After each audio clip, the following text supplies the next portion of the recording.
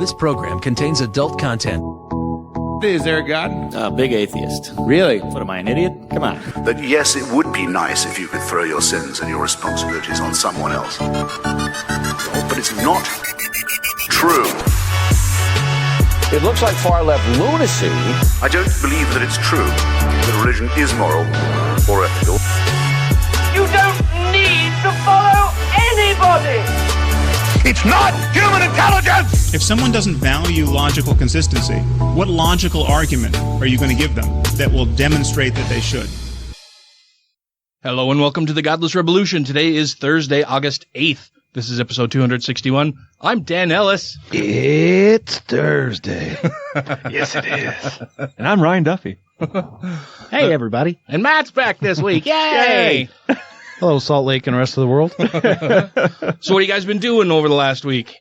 Oh, I'm starting my garage project. Your garage? Oh, I saw you posted you're going to get a lathe?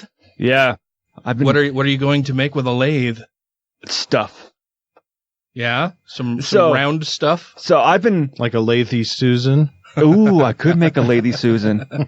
I've been, like, for the past year, I've been watching, like, these different videos of people making stuff out of, like, epoxy resin and wood, and then putting on the lathe and making really cool, like, bowls and cups or vases, and I'm like, you know what, I enjoy watching this, and think I've learned quite a bit of stuff from watching these guys make these and looking at all the different techniques and seeing this kind of shit. I'm like, I want to do that.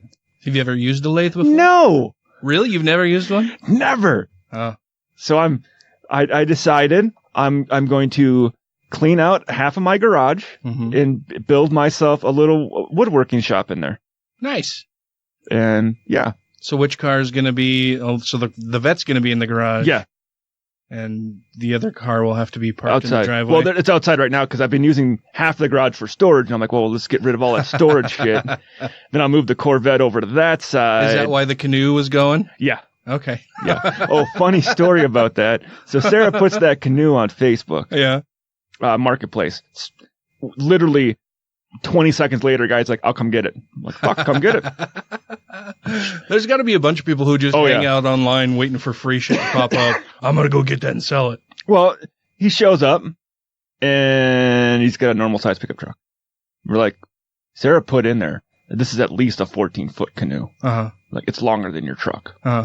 So, like, we can figure a way to get it on there. I'll just turn it sideways and take up 2 lanes. No, well, we put it in there, like, nose down in the bed with some cushions underneath it. Then rest of it going up over the front of the vehicle.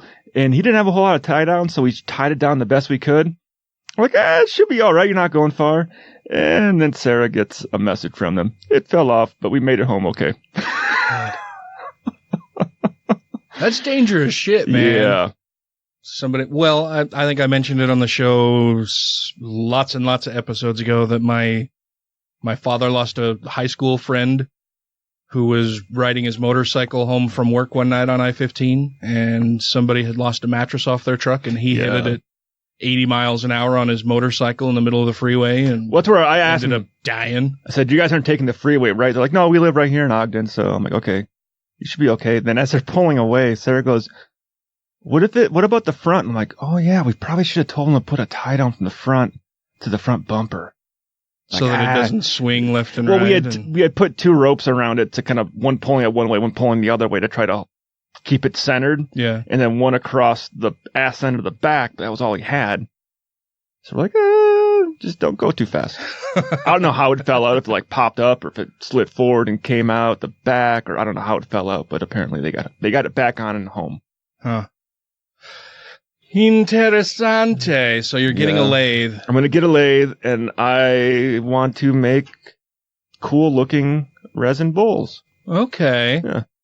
Well, bowls and cups, and maybe I want to try to make some beer mugs. Oh, yeah, that'd be fun. Some wood mugs. Well, cool. It's a combination of wood. I'll show you some photos of some of that stuff. They look really cool. Yeah. But I figure I can make the actual mug part and then make a handle separately and just connect them. You just do chalices. Yeah. Those seem harder. That stem, I would probably break it. Yeah. Yeah. I'm gonna give it a go. And you, sir? I spent the week at Lake Powell. Yay! Sorry about the miscommunication last week. Oh, yeah, no worries. We were just a little worried about you. I will definitely send you texts before I kill myself.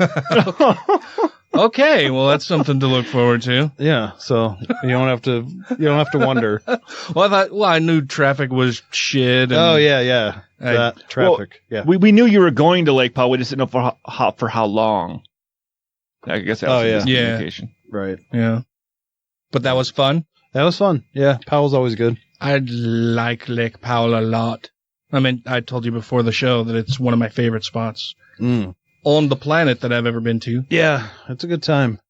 We, Danielle and I spent some time booking all of our accommodations for England and Scotland. Yeah. So that should be fun. We're looking forward to that. That'll be in October. Awesome. How long are you going to be gone? Like 10 days. That's very cool, man.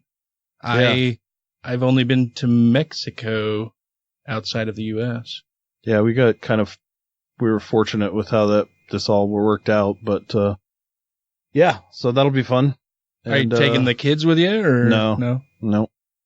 Good. Kind of our honeymoon thing. Nice. Get a little break, and yeah, that's awesome, man. I am very envious of your upcoming trip. That sounds like a lot of fun. Yeah, awesome. To crash in on Spike and Dan, see what they're doing. Yes, that would be awesome. Yeah, that would be really cool. If they'll have me. We'll see how it goes. Let's see. I went and saw Saturday's Voyeur. Oh, I'm going in 2 weeks. Oh, yeah? It's good. It's fun. They do some Queen stuff. They did a little rewrite of Bohemian Rhapsody. Okay. That was fun. Went and threw some axes for my brother-in-law's birthday party. Fun. That was also fun. And I missed, I think I had mentioned on the show before that I was going to be having Mohs surgery on the mole on my head. Yeah. That has come back as malignant, and they're going to remove it. And for one reason or another, apparently my surgery date did not end up on my calendar. So I'm just here at home doing my work, and I get a phone call from a number I don't recognize, let it go to voicemail, and then I get a pop-up message with the text of the voicemail message that was left, and it was, "Hi, this is so-and-so from, Rocky Mountain Dermatology, and you had an appointment with us at 10 o'clock, and we're just a little concerned and wanted to make sure everything was okay, so give us a call back if you can." I look at my watch, and it's like 10:15. I was like, fuck. I missed the appointment. I just totally blew it off. So I called him right back, and I was like, I'm so sorry. I don't know how it didn't end up on my calendar. It just totally slipped my mind. I apologized up and down. And so they rescheduled the surgery for the 21st of this month. Okay. And that'll be right before I go to Mexico. So that'll be fun. And it's not going to be Mohs now. They're just going to end up just freezing it, cutting it off of my head and giving me stitches that way instead of the individual light layers until they get it all gone. So at least it'll be a shorter thing, nastier scar, but it's on the top of my head, and being tall-ish, I guess it's not going to be that big a deal, and my head is just a roadmap of scars anyway from various diving accidents, falling mishaps, other moles that have been removed. Yeah. I have several scars on my head. Kind of like my legs. I just walk into shit. I've had lots and lots of concussions in my life. Probably have some kind of CTE going on, but that's not good. Yeah. I finally got my CPAP. I got my CPAP on Friday, so it's been almost an entire week. And sleeping good? Dude, the first night I used it, I got a great score. It's really cool. It's a really cool fucking device, right? So it's super advanced. It has like a little water tank, so it provides humidity while it's blowing air, and it warms the water, so it's not just cold water, or cold air coming into you.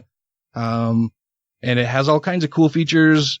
It doesn't even connect to my Wi-Fi. It has a mobile phone chip in it, so that it gathers all of the data throughout the night and then sends that to the people who supplied me with the equipment and to the doctor at the sleep center or whatever, so they can review all of the information, make sure everything's going okay, that the mask is fitting right, that I'm using it properly. Because, of course, there are restrictions with the insurance company that say that because we're going to be paying for this expensive piece of medical equipment and paying for the doctor visits, really, I'm still the one ultimately paying for it through all of my fucking premiums and copays and deductibles. But because they have say over where that money goes, they get to tell me what they're going to do with it and offer restrictions on what I have to do and cannot do and should do. But so that information is all sent to them every day after I take the mask off and shut it or whatever. But it's super fucking cool, man. It has all kinds of really crazy cool features. One of them is called Smart Start, where I didn't really know what it was, but I thought, Smart Start? Well, that sounds cool. I'm going to try that out. And apparently that's where, as soon as I put the mask on, it senses any exhalation and automatically kicks the machine on. And I didn't know it could do that until like the third night. And I was like, oh, that's really fucking cool. I should turn that off because sometimes I put it on and dance around the bedroom naked. As one does. Like, who doesn't do that with their CPAP, right? Playing Naked Bane. Yeah, and it got the mask and the long hose, and check out my long hose, baby. But so first night I used it, I was just out. It was a Friday, and I had done a bunch of shit in the yard. I was basically just exhausted, passed out, crashed. Dude, I slept for more than 8 hours in the first time, and I couldn't tell you how long. And it was just solid. Dan's done, passed out, done, asleep solidly for 8 hours. I can't remember the last time that happened. And I woke up, I didn't have a headache. Like, because you were breathing all night. I felt very spry. I was just like, I feel rested. I feel great. This is awesome. Wow, that's awesome, man. Yeah, it's been like a life-changing thing for me so far. The next few nights, I tried adjusting the mask differently a little bit, because I like to sleep on my stomach and or side every now and then. It used to be that I would start out sleeping on my stomach and then move to my side and then my back and then kind of go from back to side to side. And now because of the mask and hose, of course, that movement is restricted. Yeah, I can't roll around, and I can't lay on my side. I certainly can't lay on my stomach very easily because that, unless you get like a masseuse table, moves the mask around and shit. Yeah, I guess I could. But yeah, that moves the mask around and stuff. So it's been an adjustment for sure, trying to get the fit right and the moisture right. It has the device is just, it's pretty small. It's maybe the size of a small loaf of bread, not even as long or as tight. It's probably, I don't know, maybe 10 by 6 by 3. Like an old alarm clock? Yeah, about that size. And it's super quiet. Like, everybody that I had talked to or had heard stories from were like, oh yeah, well no, it used to be that I snore, and now I've got this CPAP machine that's noisy and whatever. And the first night that I had it, when I slept really well, Tracey slept like shit because she's so used to me snoring all night long. Like, I woke up before she did. She sleeps a lot longer than I do typically. And a lot later than I do. And so I was up doing whatever during the day, and she finally came downstairs into the kitchen. And of course, I'm just sitting in there watching news and drinking coffee. And she's like, so how was it? And I was like, man, I feel great. I woke up. I didn't have a fucking headache. I haven't felt tired since I got up, which is a new thing for me also. Like, it used to be that I'd wake up with a headache, and then I was just tired all fucking day, just super tired. I'd nod off during meetings. If I was on a long conference call and wasn't talking, I'd start doing the head bob fishing thing where I'm just falling asleep on my feet or in my chair. And that hasn't happened all week, which is really weird. I've been so much more productive because I'm thinking more clearly. I'm more well rested. I feel a shit ton better. That's awesome, man. Yeah, and so now it's just playing with some of the settings and stuff. Just fine tuning. Yeah, fine tuning a lot of it. A lot of it is automatic, like it adjusts to the external atmosphere outside the machine. So if it's really dry in the room, it'll pump more moisture into the hose. So it senses all of that, and So I tried setting it manually on one night, and I woke up in the middle of the night because I had the humidity set way too high. And your lungs were full of water? And so I'm laying on my back, and I just moved my head a little bit, and like there was a bunch of condensation in the mask that started dripping onto my face and nose, and felt like I was being waterboarded for a second. So yeah, so it's been an adjustment, but so far it's been fucking amazing. If you think you have sleep apnea, you should go and get tested. And if you do have sleep apnea and have the opportunity to get a CPAP, you're gonna feel better, man. It's been a life-changing thing for me. I'm very much happy that after a year of going through all of this bullshit that I finally have it, and it's made me feel a lot better every day. So, and I think that'll be something that just continues. And yeah, I have more energy. I feel more productive every day. It's awesome, man. I love it. But now I have to set up another appointment to go and see the doctor. One of the things that they told me when I first got the machine was that I have to go and visit with the sleep study doctor again within, can't remember if it was 60 or 90 days of receiving the machine. So then they can go through all of the data, address any problems that I may be having or experiencing, check the fit of the mask, explore other options if necessary. So doesn't sound like you need to explore other options right now. Not a whole lot. I'm wondering if maybe, so the mask type that I have right now is the kind that goes over your nose, your nose. Like there are a few different mask types. There's the one that'll go over your mouth and your nose. That's what I was thinking when I think of the CPAP. Yeah. Yeah. Or the one I have that just goes over my nose. And then they have another one that is just, it's like I think they call it nose pillows, that just basically sits on your nostrils. Like a cannula? Yeah, kind of like a cannula, but it doesn't really go into your nose. It just rests and seals on your nostrils. And I'm wondering if that might be a little better because of my mustache. I get leakage out of the bottom of the mask. And then it makes it more difficult to sleep on my side because it's a much larger thing on my face. I don't know if a nose pillow thing would be better or not, but so yeah. Anyway, I'm very thrilled to have the machine now and be sleeping much better every night. And not be dying every night. Yeah. Yeah, and not waking up with a headache has been awesome. Though I do wake up a little bit more sore and stiff because I stay in one position for longer periods of time, but I'm sure that's just something I'm going to have to get used to. Yeah. But yeah, it's been awesome. And it reads everything. Like it reads how many apneas per hour that I'm having. Dude, and I was having, so prior to getting the machine, I was having 90? On average, 87 apnea episodes per hour. Which is like one every 40 seconds. Yeah. Yeah. So I was stopping breathing more than once a minute. And with the machine, I think the highest I've had since getting the machine and using it over the last 6 days was 5 per hour was the average. So, I mean, a lot better. Yeah, that's a decrease of, from 87 down to 5 is the highest I've had so far. Yeah. I think the first night it was like 1.8 and then 2.6 and then 3 and then the highest was a 5 and I think I was just extra restless that night. But yeah, it's been awesome, man.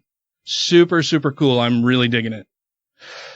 So tonight we are very excited because we have Nico Gonzalez for the interview for the show this evening. We've pre-recorded the interview. We'll get to that. Nico's a great guest, man. He's a whole lot of fun. He's got a show that's coming out soon. He's the content creator or content provider for the Conversations with God podcast. We had interviewed Tony a couple weeks ago, and I have to apologize to Nico right now before everybody else hears it and to him when he listens to the show, because toward the end of the show, I think I called him Tony like 3 or 4 times because it, for some reason, was stuck in my head. So sorry, Nico. Thanks for coming on the show. You were a great guest. So with that, we'll get to the interview. Okay.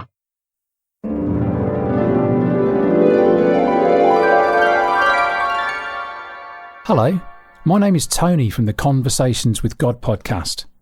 And as the name suggests, on that podcast, I talk to the creator of the universe, God. We discuss philosophy, cooking, death, and diseases, amongst other important subjects. And you're listening to the Godless Rebelution podcast, which is much better than the Conversations with God podcast. Oh, you have got to be kidding me. What's wrong? Well, aren't we at least going to a black church? I mean, I knew today was going to be a total write-off, but I was at least looking forward to some great music and some pretty impressive hats. I mean, it's nothing but a bunch of lame-ass white people. You're lame-ass white people. No, and I think it's pretty obvious that I hate myself. This isn't my regular church, all right? I don't live here either, remember? But it's Episcopalian, it's like 10 minutes from my house, and I think I saw a pride flag inside once, or maybe it was just a rainbow. I don't know. I'm doing what I can. It's Florida. Rejoining the Godless Rebelution podcast now. Okay, on the line we have Nico Gonzalez, content provider for the Conversations with God podcast with Tony. How you doing, Nico? I'm doing pretty good, man. Doing pretty good. Awesome. Well, I'm excited to have you on the show and talk about things in junk. So you had contacted us and wondered if we would be interested in having you on the show, and I thought, yes, absolutely, because you were previously a Jehovah's Witness, and we talk about the LDS faith and Mormons here on the show quite a bit because Matt and I are both former Mormons and we live in Utah, and it's a wacky directly thing. Impacts us. Yeah, and it's a wacky thing. And while I have known a few Jehovah's Witnesses personally in my time, they're few and far between, and they didn't really want to talk about their religion with me. Well, they're not too much different, so you're not missing that much. So tell us a little bit about yourself. How old are you? I'm 23. Yep. 23. Moved to Hawaii at 20 years old. Been here for just under 4 years. 23, and you moved to Hawaii. Where did you move to Hawaii from? Massachusetts, but I'm an Arizona native. Oh boy, you're kind of all over the place. Were your parents very mobile, like military or something? No, my mom lived in Arizona for a long period of her time. She moved to Massachusetts. I'm not sure exactly why, but then right after she got pregnant with me, she decided to go back. So I don't really know a whole lot about that. I just know it's a touchy subject with her because of issues with my dad. But yeah, we go everywhere. What parts of those states? So I'm from Glendale in Arizona. Okay. Born in the Thunderbird Medical Hospital or Institute or something like that. I lived right off of 19th and Dunlap, so that's right by the Metro Center Mall. Oh yeah, okay. Oh man, it's been so long I don't remember what my street name was. And when we moved to Massachusetts, I lived in Springfield, Go Basketball Hall of Fame. That's where I was born. Oh really? Oh, that's cool. Yeah, I grew up in Westfield. Oh yeah, I was like literally 20 minutes away from Westfield, if that. Right on. That's and then after that, crazy connection. Yeah, it's a small world. Yeah, that's kind of wild. So you're 23. You moved to Hawaii when you were 20. What took you to Hawaii? Well, I was still an active Jehovah's Witness at the time, and I had just gotten kicked out of my father's house for a lot of really stupid reasons. Well, maybe they weren't stupid. Perhaps I was just a stubborn-ass kid, but stupid reasons. We'll just go with that. And I came here to prove a point that I could make it in the world despite what he thought. And there was a Jehovah's Witness who lived here that I've known since I was 8. He owns a window cleaning company, and so I jumped on a plane with $300 in my pocket and came here within 2 weeks of getting offered the job. Oh, wow. Do you do was it like the high-rise windows? Because I've seen that over there, and that looks like fun. We don't have a ton of that on the island that I live on. Okay. That's usually like Maui and Oahu have the high-rise stuff. Mostly for us, it's like commercial stores, houses, condos, things like that. So do you want to get into the stupid reasons that you were kicked out of your father's house? Yeah. My dad's definitely not listening, so I'm not going to be nice about it. Mostly because he's a Jehovah's Witness and would never partake in anything that included the word godless in it. Is it too worldly? Oh, it's definitely too worldly. Way too worldly. Us atheists are lost to the world and are going to get killed by God at some point, so they have nothing to do with us. But. By that kind and loving God? Yeah. Yeah, God of love. So mostly the biggest reason why I got kicked out of my dad's house is we just didn't get along. I didn't really know my dad till I was 7. I saw him a couple times prior to that, but I don't really remember it. And then at 16, to escape drama from my mother's house, I decided to move in with him. And when you have two men who don't get along already, trying to share a living space, it just doesn't end well. So it was just a lot of arguing and a lot of bickering and a lot of rules that didn't make any sense. And couple that with the emotionally absent father. You know, it just led to an explosion, and I ended up getting kicked out. So it sounds to me like you're probably better off being kicked out. Oh, definitely. Is your father a witness? He is. He's been a witness, I want to say, since 2008, and he got baptized. Well, actually, that might not be right. Maybe he got baptized in 2008. So he got snookered into it. Have you always been a Jehovah's? Well, you're not now, but were you raised a Jehovah's Witness, or was this something that you converted to later in life? I was sort of. I wasn't born into it, but I definitely was raised as a witness. So, like I said earlier, I didn't really see my dad till I was about 7, and at this time he was already studying with witnesses because the girl he was married to was a baptized witness. And if you, I mean, I don't know, I don't really know a ton about Mormon culture, but I feel like they're the same. You know, they don't really want you to be dating or marrying unbelievers. The Gentiles, yeah. Yeah, so my dad was in the same situation, and he was studying and then eventually got baptized when I was 8. So from 7 all the way up until I left at 22, I was exposed to the witness culture and was basically raised around it. I see. So what led you away from the church, or how did that all happen? I mean, I can imagine, you know, the trauma of being kicked out of your father's home and moving across, you know, half of the planet to an island. Yeah, may have contributed to that somewhat. But was there a straw that broke the camel's back? Did you have doubts for a while, or what happened? Yeah, I had doubts for a really long time. Which moving to Hawaii kind of actually worked against me waking up. Mostly just because I went to a congregation that we call, it's not special needs, but there's not a lot of people there. So they need help doing things like, you know, running the door knocking territories, running microphones and stuff. So it took a little bit longer, but I did have doubts. It's just, you're trained to repress those doubts. Mm-hmm. But the singular event that kind of started my process to waking up was getting disfellowshipped or excommunicated, is a more popular term, I guess, for doing things with a girl that aren't actually wrong, but witnesses think they're wrong. You guys were playing canasta way too often? Yeah. Pinochle. Yeah. So because you feel they train you to feel guilty about doing things that the Bible condemns, like premarital sex. And the girl that I was with ended up feeling guilty. She went off to the elders, which is, I don't know what the Mormons call the higher ups, but that's what we called them. Yeah, they're elders or apostles, members of the bishopric, church leadership. Yeah. Yeah, so she was feeling guilty about what was going on, which is so stupid because we didn't really do anything that was wrong, really. And then, they pretty much scooped me up one day and were like, so this is what we heard. And I had what we call a judicial committee, or not we, but what they call a judicial committee, which is basically 3 old-ass men will question you about every single little detail that happened, and you have to tell them every single little detail. I mean, stuff... I can't remember. I was just reading up on that guy who got excommunicated for challenging the Mormons on doing that, but it's to that extent, you know. Right.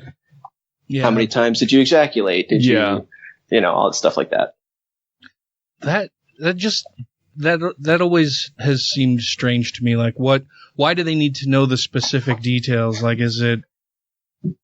I have a theory. Okay, sure. I'd love to hear it. Well, so in the cult I was in, you're extremely sexually restricted, even if you're married.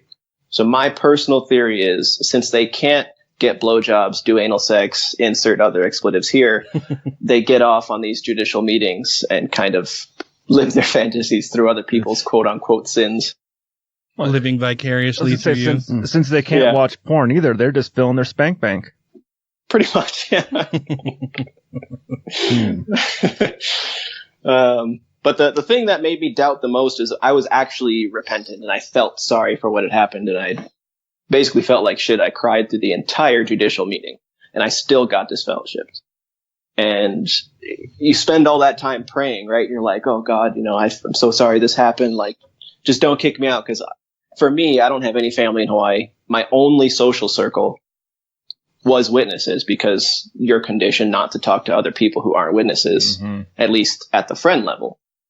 So my biggest worry was getting, disfellowshipped and not having a single person to back me up at all. Cause that's basically what happened. So that was kind of what made me like, what the hell? Like those were genuine emotions that I felt at the time. And it kind of seems like God just either didn't care or wasn't there. And so I started exploring. Well, and that's one of the tactics that a lot of cults use, right? Is to isolate you and make you feel like you have no other outlet or options but remaining a member in good standing. And so you'll do whatever you can to stay in the good graces of the church and its leaders. Yeah. And that was kind of a weird thing too, was because the elders in my judicial meeting told me, oh, your sin's already been forgiven. So once I already felt like God had abandoned me, I was like, wait a minute. If my sins had already been forgiven, why the fuck did I get disfellowship for? That makes no sense. Well, and I'm curious too. So in the LDS faith, there are basically two levels of restriction. There's being disfellowshipped, which means that you can still go to church, but you can't participate in like temple ceremonies. Yeah, you can't participate in temple ceremonies. I think you can still take the sacrament. No, you can't. You can't if you're disfellowshipped? Right. Like, I know you can't if you're excommunicated. Yeah, if you're disfellowshipped, you can't take the sacrament until your time of repentance is over, and then you can start taking it again and work your way back. Okay. And, go ahead. Oh, no, go, yeah. I was going to say, well, and then I know that, so there's disfellowship, there's being disfellowshipped, which is, as Matt described, you can't have sacrament. You can still go to church, participate in meetings, blah, blah, blah. But, the next level is excommunication, where they're like, well, no, you can't be a member of our church anymore. Maybe one day in the future, if you're very repentant and meet with your bishop and do a bunch of other stuff that we want you to do, then maybe one day we'll let you back in. Is it the same way with Jehovah's Witnesses? Are there like two different levels of get the fuck out punishment or sort of? Yeah, sort of. So we have three. I guess I'll call them capital punishments. I feel like that's the only thing I can think of to call them. But so there's reproval, and reproval has two steps. You can either be privately reproved, which means that you did something that God considers a sin. No one else knows about it. You came clean to the elders. They read you whatever verses need to be read, and you're just not allowed to comment at meetings or participate at meetings. You can still go preaching, but you're not allowed to pioneer. Pioneering is when you go door knocking 70 hours a month. You make a year-long commitment for that. And, you're not allowed to do anything besides go to meetings. No participation. Just sit there and take it in and go door knocking. Then you have public reproval, which basically means that they announce to the congregation that you are reproved. They don't say what you did. But the difference between a public and a private is if people know about what you did, then they'll make it a public. If they don't, then it's just a private. But to be honest, private reproval is much worse, if you ask me, because someone will say, oh, Brother Gonzalez, can you say the prayer? And you got to be like, sorry, I can't. And everyone's like, oh shit, he fucked up. Oh, what did you do? It's like, that's the tell mark, especially for men. I mean, women, it's not as noticeable because they don't really get to do anything other than go to meetings and go out and we called it going out in service. Door knocking, we called going out in service. That was pretty much the only thing they could do anyways. Well, what a fucking bitch then. This person you were with. She has like almost no repercussions, and then she runs and tells and gets you in trouble. Yeah, I felt the same about her at the time. My feelings on that have changed because we're currently dating and witness free. Oh. So Matt, she is not a bitch. Oh. No, she was, just not now. Okay. The other tier rephrase is that to bitch move. Sorry. That was bitch no worries. Didn't mean to cut you off, but then the other discipline is disfellowshipping, and that's when you're kicked out. No witnesses can talk to you. You're not allowed to. You can go to meetings, but you're not allowed to socialize. No one can talk to you at all. Not even a hello. They're not even supposed to acknowledge that you're there. Oh, Jesus. And then on top of that, you have to wait 6 months to a year of like perfect meeting attendance and obvious scrutiny by elders by way of meeting with you from time to time to see how your quote spiritual habits are. And then on top of that, to even further the guilt and shame, if you come across a witness that doesn't know you're disfellowshipped, it's your responsibility to tell them that you're disfellowshipped. And then you have to sit there and face the awkward ass stare they give you and slow turn around and walk away.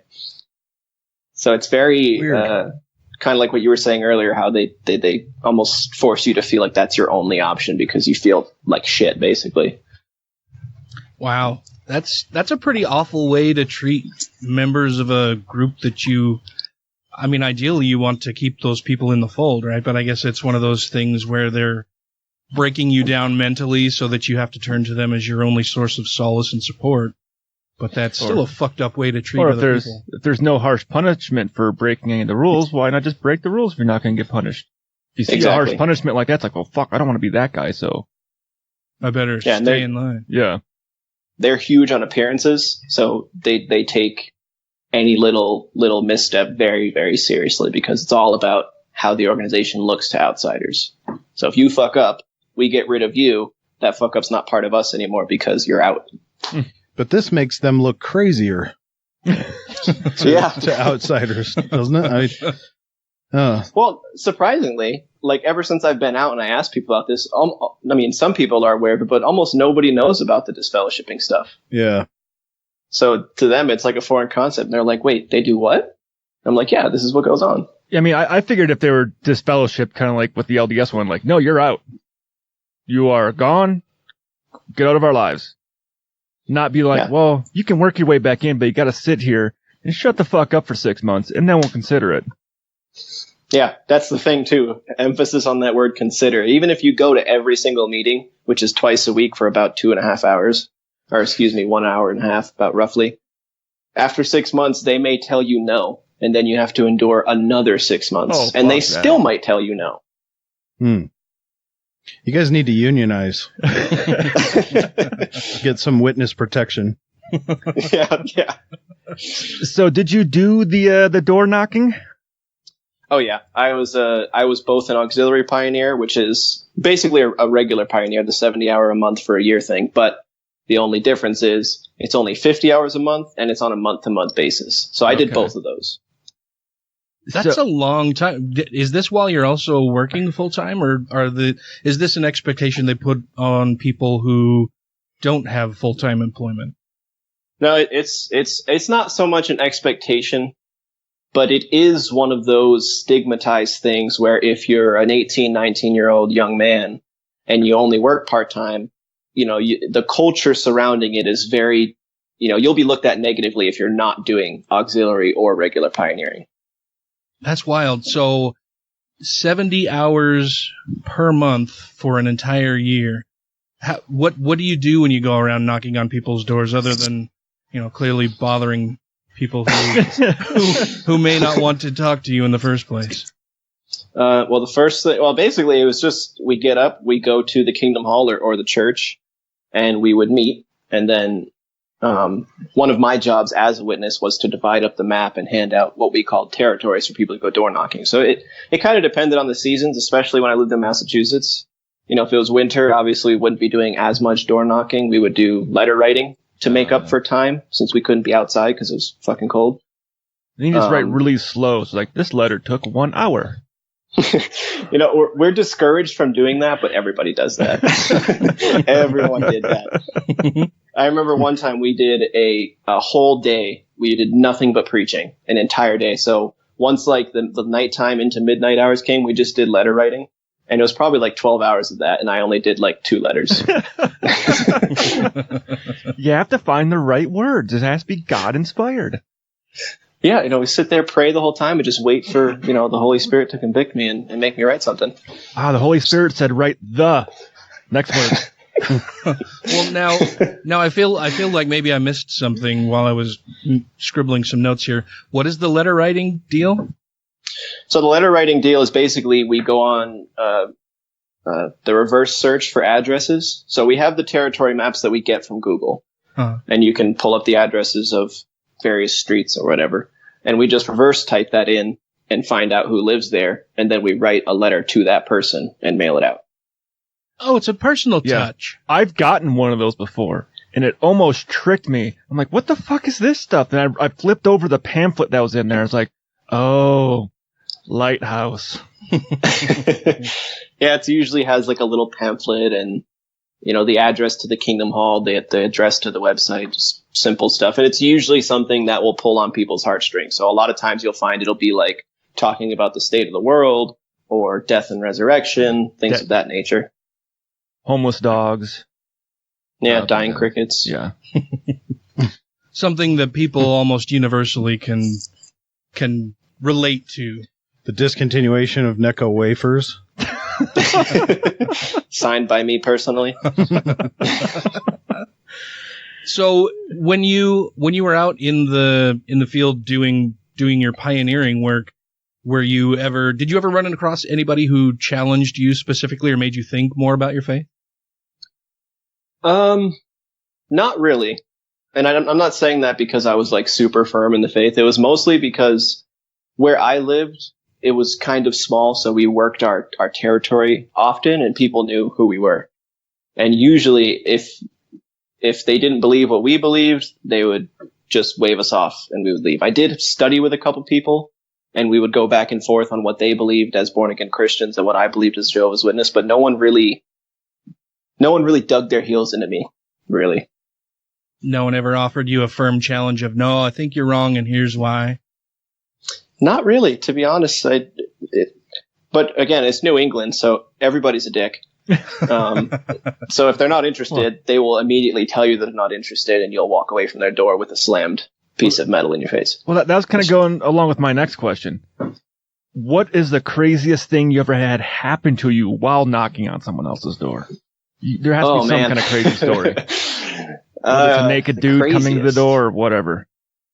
I mean, I've definitely seen my fair share of naked people. I did, wow, I don't even know which story to tell. There's like 5 that are coming to mind. Well, I'll tell you the story of my first door ever. Okay. The first door I ever knocked on. I was super excited about it because, wow, my life sucked if that's what I was excited for. So anyways, we get to the door, and I was super nervous but excited, and the lady opens the door, sees me, smiles, and then slams the door in my face, and that was my first experience door knocking. At least you did it with a smile. Yeah, right. Like, if you're going to be rude, at least you were smiling about it. Might be worse, actually, because it's almost like she enjoyed slamming the door in your face. But, I mean, in Tennessee, I was attacked by dogs. Oh. I got threatened to be shot.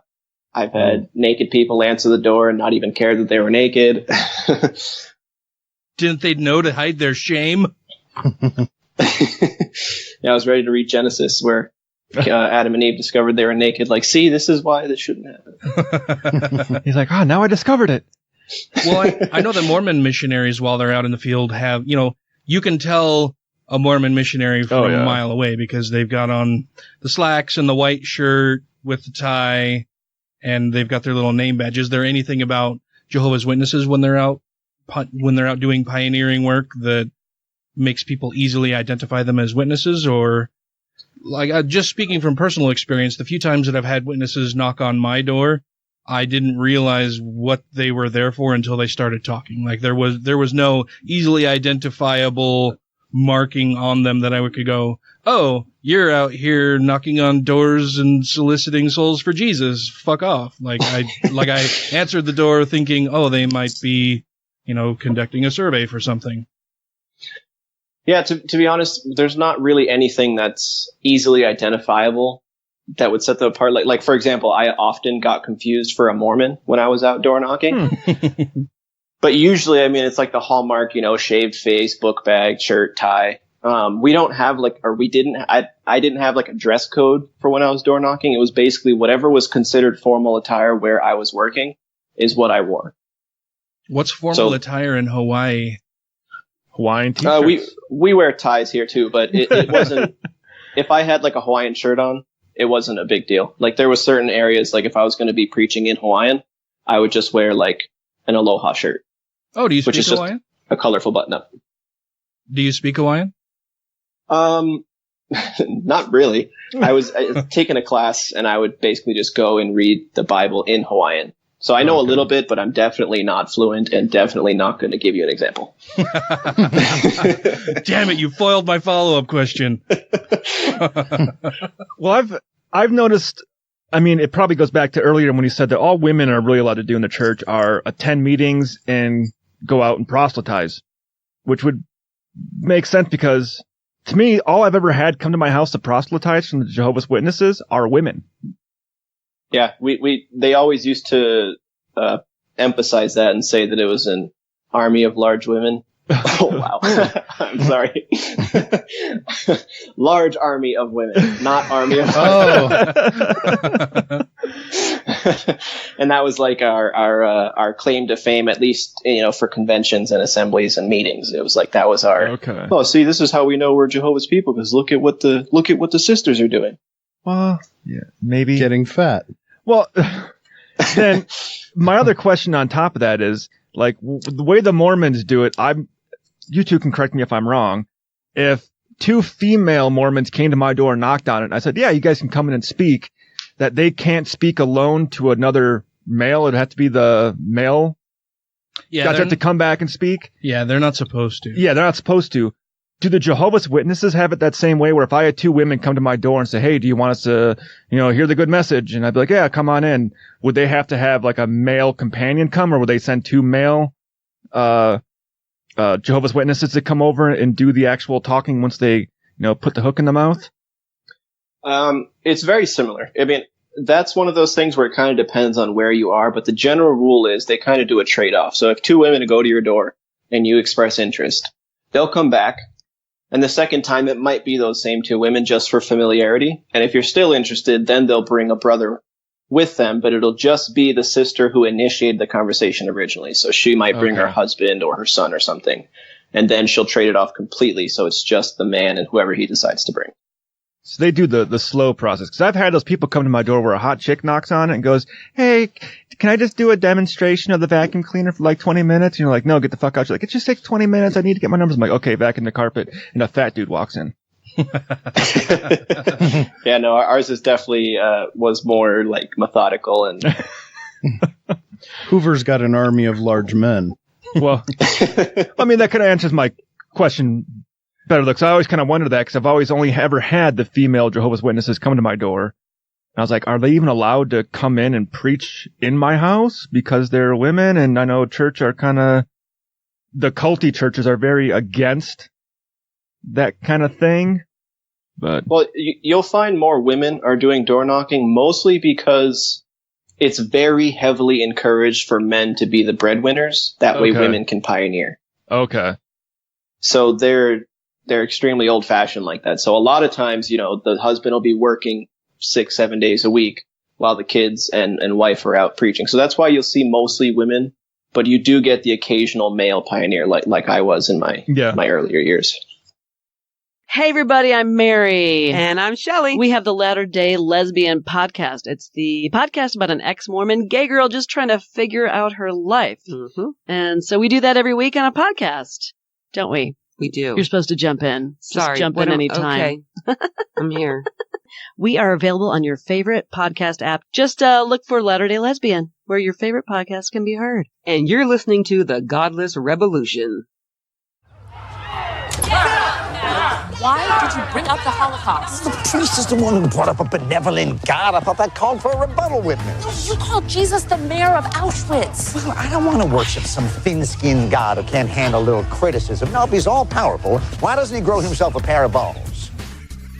Thank you to everybody who has rated the show on iTunes and Stitcher and are following us on YouTube, Twitter, and Facebook. And to all our Patreon patrons, you make the show possible. So you were disfellowshipped. How long did that all last? And did you eventually get back into the good graces of the brethren? Hell no.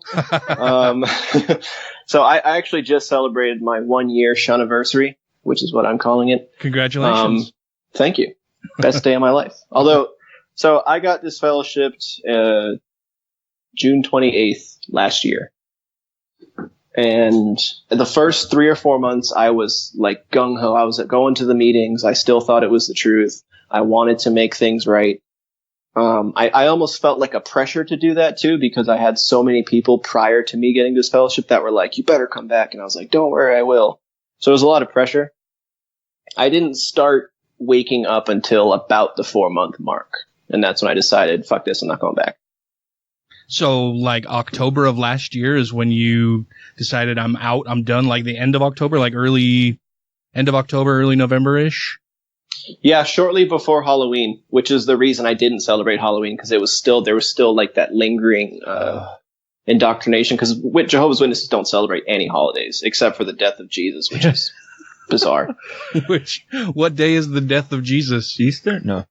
It's nice and 14, and you just do some calculations to figure out whatever day that would be for this year. So it's always changing, but it's usually end of March, early April, somewhere around there. Like Easter. Yeah, so it's usually is it after Easter? Well, no, it's before Easter. It's like 3 days before Easter. Yeah, because roughly. Easter's the resurrection. Oh, okay. Well, the witnesses here, I think, also celebrate like personal birthdays. I think is about the only thing. I don't think. Well, I'm not Jehovah's Witness. I thought birthdays were a thing. Nope. They are a thing, but no, you can't even celebrate your own birthday because I don't know why. I mean, Christianity is pretty much plagiarized off of paganism, but Jehovah's Witnesses think that every holiday is pagan or has some sort of pagan roots, and because of that, they refuse to celebrate it. So here's a fun question to ask a Jehovah's Witness next time they knock at your door. Okay. You won't celebrate Christmas because of pagan traditions, but you guys have no problems with wedding rings, which also stem from pagan traditions. And what is the Jehovah's answer for that? Or do they have It depends. Sometimes they'll say, oh, well, we'll research that and come back to you. Or they'll say, their super flawed reasoning is that the traditions of wedding rings, as far as paganism and how the origins started, aren't well remembered. And it doesn't mean the same thing. But then you're like, yeah, but it's it's like that with holidays too. Yeah. It's the same with any of them. Yeah. Christmas, Halloween, any of them. Yeah. Originally, Christmas was like 12 or 13 days of sex and booze and committing crimes and getting a gift that night. A gift that wasn't sex, or I don't know. But yeah, that's their reasoning. They have answers for certain questions, but other questions they'll say, "Oh, we'll come back and answer that," but then you're essentially marked and they won't come back. That's what I was going to ask, because the Mormons kind of do that too. They're like, "Oh, he's not spiritually ready yet." Yeah, they believe that the angels direct the preaching work, and that if you are of the right heart condition, the angels will direct you in such a way. So if you're challenging me, then obviously the angels aren't directing me, so I'm not going to come back. I'll wait another 6 months and try again. Well, I hope I don't have a heart condition. So you haven't even celebrated Halloween at all yet? I have not. I have celebrated Christmas, and I have celebrated my birthday, which was this past May. Oh, well, happy birthday from past May. What did you do for your first birthday celebration? I just went to a friend's house. Everyone kept asking me, oh, what do you want to do for your birthday? But I feel like people don't understand the fact that I haven't celebrated a birthday since I was 6, and I have no fucking clue what people do for birthdays. So I said I don't know a lot until eventually my friend Summer was like, just come over, we'll have dinner, we'll do presents, we'll have cake. And that's what we did. It was just a fun night. We talked, smoked some weed, did adult things. Oh, so this is like you're newly minted out of the Jehovah's Witness faith. Haven't even participated in a Halloween. You did celebrate Christmas and your birthday. How did you go from, believing Jehovah's Witness who's out pioneering to somebody who helps produce content for an atheist show mocking God on the regular? So that was kind of, it happened relatively quickly, but it was a super mentally draining process. Yeah. So at first what I did is once I have my doubts, right? Like after I started recognizing, okay, why isn't God helping me? After I do feel repentant, I've been doing all this praying, I've been going to all the meetings, and I still feel like nothing's happening. I tried to prove the Bible to myself without using Jehovah's Witness literature, because that is a no-no. You're not supposed to do that. only are allowed to research using JW information. So I decided, well, if this is the truth, I'm going to take the Bible and I'm going to do some research. Well, and if it's the truth, then it should be able to withstand scrutiny, right? Yeah. Exactly. That was kind of the mantra that I had worked up for myself. So I was like, all right, if the Bible's true, then the Jehovah's Witnesses must be right, and this must actually be the right thing that I need to do in order to get back with God. Because I still believed in God, still wanted a relationship with him. So I started doing that. I started out doing research on Noah's flood. And at first, I was on Christian biased websites, and I was like, well, that's not going to help. So I started looking at more scientific websites. And essentially what I learned is a flood, as the Bible reports it, is impossible. You know, we don't have enough water on the earth for a global flood to even happen, or to get the ark to the top of Mount Ararat. It just can't happen. So I was like, all right, well, maybe that was just an exaggeration, because at the time they only knew about so much of the planet, and it felt like a global flood, which is why they wrote it as that. So I did that whole bad reasoning thing for a bit. And then I was like, all right, let me try to find some evidence of the Egyptians being at the bottom of the Red Sea. Because, you know, the story with Moses and the staff and parting the seas, and they all died there. So I discovered there are no Egyptians at the bottom of the fucking sea. No. After that, I started doing research onto if Jesus was even crucified on the cross, to which I found out that if he did exist, the Greek word for that we translate to crux or cross is actually a cross and not a stake. Witnesses don't believe Jesus was crucified on a cross. They think it was a torture stake. Oh. And also that he's worse. not the same as God. So it was like, just gradually, one by one, I just started knocking pillars down. And as everything that I uncovered, I was like, all right, I find it difficult to believe this stuff that is supposed to be history. So there's no way in hell I'm going to believe the stuff that is supernatural, like talking fire bushes, talking donkeys, talking serpents, magic apple trees. And it just kind of crumbled rapidly. So then I started, all right, I don't believe in the Bible anymore. But is there some value to the Jehovah's Witness faith? So I started looking into that. And of course, I uncovered they quote mine things to get certain views across. They cover up child sex abuse.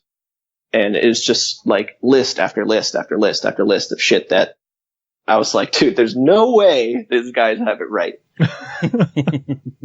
So I looked heavily onto YouTubers. YouTubers were like a lifeline for me. They were like, even though it was a one-way conversation because they have no clue who the fuck I am, they were like my only friends, you know, because I didn't have a social circle anymore because I was disfellowshipped.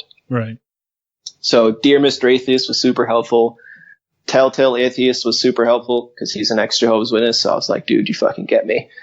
and a few others. And then I started, all right, well, why was I able to accept such bullshit as fact? And so from there, I started doing research into logic and reasoning, and still got a long way to go, but I'm definitely more logical than I was a year ago. And then that got me to atheism. And so podcasts like Atheist Experience, Talk Heathen, there's a podcast called Shunned, which if people don't know what that is, they should really check it out. It gives you a lot of insight, which I got interviewed on to basically explain my life as a Jehovah's Witness. And the showrunner is super nice. He does a free cult recovery life coaching lessons that people can sign up for, which is super helpful. It helped me a ton. Which is needed in a lot of cases. Yeah. Oh, yeah. So shunpodcast.com if you want that. So continue. Oh, I'm sorry. No, go ahead. I was going to say, so since you basically used the Bible to figure out that the Jehovah stuff wasn't correct, and while using the Bible to figure out Jehovah wasn't correct, you also found out the Bible was not really true. Is that what led you straight over to basically being to the atheist side of it? Because you already kind of basically negated all the Christian religions. Yeah, pretty much. You'll find this is extremely common with ex-Jehovah's Witnesses. We almost default to atheism. Okay. Because as a Jehovah's Witness, my entire life, pretty much, I was conditioned to think that everyone else was a false Christian.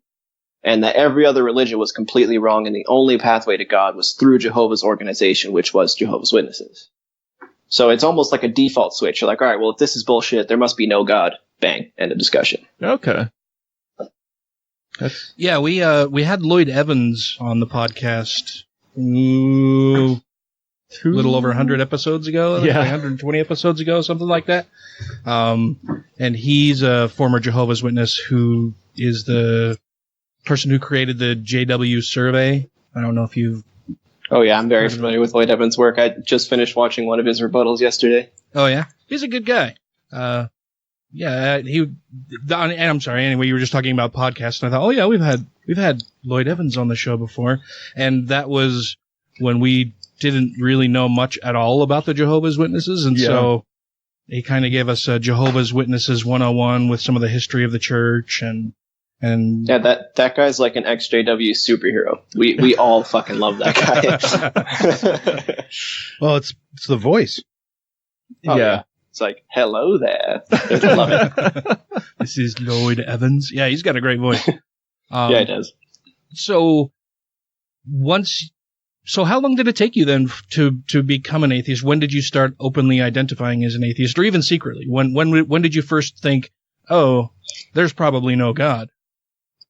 Right around the time my ex-girlfriend, the one I got this fellowship for, began contacting me. It was right around, so it was about January, maybe late December, early January. I was like, okay, I know for a fact that the Bible's bullshit, and I know for a fact that the witnesses don't have it right. So like I said, I just defaulted to atheism. And I was like, well, this is the new me, and the only way to move forward is to move through it. So I was comfortable, like, immediately. I'm an atheist. I know not everybody has it that easy. But again, just remember that I'm in a situation where I have, at the time I had only one friend because my social circle was ruined. I had no family to live with. So it's not like I had any expectations to live up to.